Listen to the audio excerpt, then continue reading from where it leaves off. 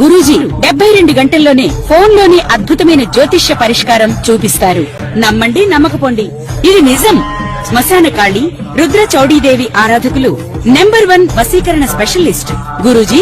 మనిషి పుట్టుక నుండి చనిపోయే వరకు వచ్చే అన్ని క్లిష్టమైన సమస్యలకు పరిష్కారం ఇక్కడ లభిస్తుంది. విద్య, ఉద్యోగం, వ్యవహారం, స్త్రీ ప్రేమ, పెళ్లి, సంతానం, స్త్రీ పురుష వశీకరణం, భూవశం, భార్యాభర్తల కలహాలు, కోర్టు సమస్యలు, విడాకుల సమస్యలు, చేతబడి, అప్పుల బాధ, ఇంకా మీకు ఎలాంటి సమస్యలు ఉన్నా 72 గంటల్లోనే.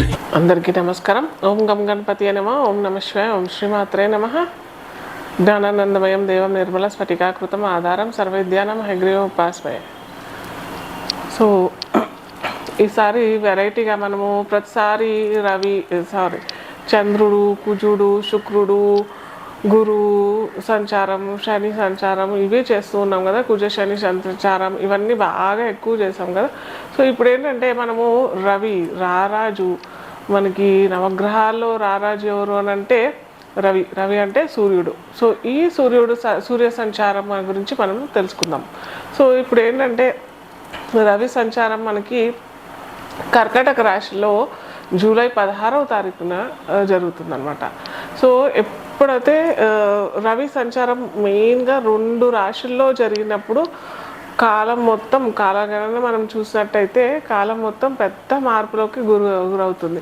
ఒకటి మకర రాశి సంచారం, అంటే మకర సంక్రమణం ఎప్పుడైతే రవి జరుగుతాడో అప్పుడు మనకి వేసవి అంటారు చలి తాపం తగ్గి వేసవికి వెళ్తూ ఉంటాం అనమాట. అప్పుడు స్టార్ట్ అవుతుంది. అది స్టార్టింగ్ పాయింట్ మనకి మకర రాశిలో రవి సంచారం జరిగినప్పుడు మనం మకర సంక్రాంతి అని కూడా అంటాము మనము.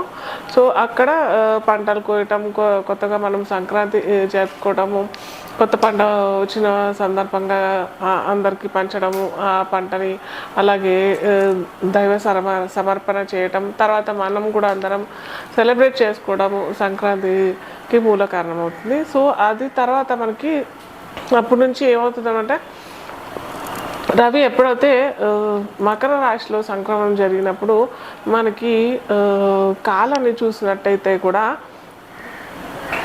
చెప్పాం కదా, చలికాలం నుంచి మెల్లిగా వేసవి తాపానికి గురయ్యే టైం, అంటే భూమి గురయ్యే టైము స్టార్ట్ అవుతుంది. ఎలా అంటే అప్పుడు ఏంటంటే రవికి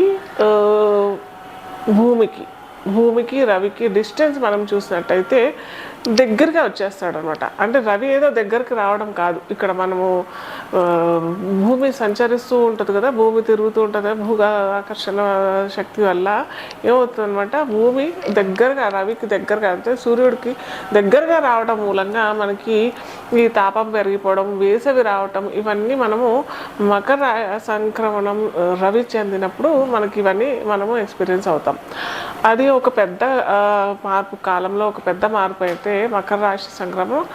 నెక్స్ట్ మార్పు వచ్చేది ఎప్పుడు అని అంటే మనకి కర్కాటక రాశిలోకి రవి సంచారం చేసినప్పుడు, రవి సంక్రమణం కర్కాటక రాశిలో జరిగినప్పుడు అప్పుడు ఏంటంటే ఈ వేసవి తాపం తగ్గి వర్షాలు స్టార్ట్ అవ్వటము ఇలాంటివన్నీ జరుగుతుంటాయి మనకి.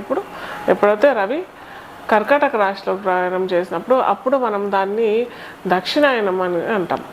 మనము అందరము ఏంటంటే దక్షిణాయనము, ఇదేంటి ఉత్తరాయణం అని ఊరికే అంటూ ఉంటారు. ఏంటి ఇదంతా డిఫరెన్స్ అని అంటే, మనం ఎప్పుడైతే ప్రకృతిలో మనము స్పెండ్ చేస్తామో, ఎప్పుడైతే మనకి దృశ్య రూపకంగా మనము దృశ్యాన్ని వీక్షించే ప్రయత్నం చేసినప్పుడు మనకి ఈజీగా తెలిసిపోతుంది. మీరు సూర్యుని గమనించండి, ఎప్పుడైతే సూర్యుడు నార్త్ సైడ్, అంటే ఉత్తరాయణం కొద్దిగా సూర్యుడు సెంటర్ మార్నింగ్ చూసినప్పుడు సూర్యోదయం నుంచి కాలక్రమేణా రోజు గడిచిన కొద్దీ ఉత్తరం వైపు ప్రయాణం జరిగిందని అంటే అది మొత్తం ఉత్తరాయణం అవుతుంది.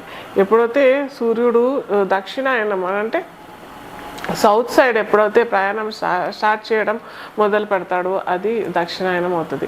సో దీనివల్ల మనకేంటి ఉపయోగము, మనకేంటి డిఫరెన్సెస్ వస్తాయి అని అంటే, మనము ఒక్కొక్క రాశి, అన్ని రాశులు మనము చూసుకుందాం. మేషరాశి నుంచి మనకి మీన రాశి వారికి ఎవరెవరికి ఏ ఏ ఫలితాలు వస్తాయి అది మొత్తం మనం ఇప్పుడు తెలుసుకుందాం ఒక్కొక్కటి. మిథున లగ్నం తెలియని వారికి రాశి అని చూసుకున్నట్టయితే మిథున రాశికి అధిపతి ఎవరు? ఇక్కడ బుధుడు అనమాట. సో ఈ బుధుడికి రవికి ఏమన్నా అవినాభావ సంబంధం ఉంది అని అనుకున్నట్టయితే న్యూట్రల్, ఇద్దరికి పెద్దగా వైరం లేదు, అలాగని పెద్దగా మిత్రత్వం కూడా లేదు. అలాగే మిథున లగ్నం వారికి తృతీయ అధిపతి అవుతాడు. సో తృతీయ అధిపతి అయిన రవి ద్వితీయంలో అంటే కుటుంబ స్థానంలో, ధనస్థానంలో కూర్చున్నాడు కాబట్టి ఖచ్చితంగా వీరికి సోదరుల వలన కానీ లేకపోతే కమ్యూనికేషన్ రంగంలో ఎక్కువ ఉంటారు కదా, మీడియా రంగంలో ఉన్న వారికి కూడా కొద్దిగా స్థాన మార్పిడితో పాటు ప్రమోషన్స్, అలాగే వీరికి ఇంకా కొద్దిగా ఎక్కువ అవకాశాలు దొరికే అవకాశాలు, జాబ్ ఆపర్చునిటీస్, లేదా మీడియా రంగంలో ఉన్నవారికి లేదా మార్కెటింగ్ రంగంలో ఉన్నవారికి చాలా మంచి సదే అవకాశం అనే చెప్పవచ్చు. అలాగే